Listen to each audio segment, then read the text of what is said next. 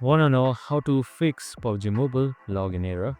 Well, no worries. In this video, I'm going to show you an easy step-by-step guide on how you can do it. It's super simple, so let's get right into it. Now, first things first, make sure your PUBG Mobile isn't logged into any other device.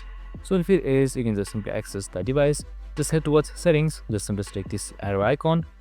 Once you're under settings, just simply select log out right here. Now once you selected log out, just simply select OK and you should be logged out.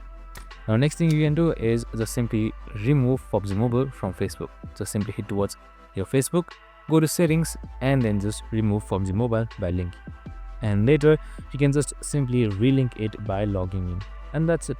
If it still doesn't work, you can just simply reinstall PUBG Mobile application or just clear its cache. So just simply hit towards its app settings and on the bottom right side you can see clear data right here. Just simply select clear data and then select clear cache. And that's it, super simple and easy. I hope this video helped. If it did, make sure to like, subscribe and tune in with us for more of these videos. See you in the next one.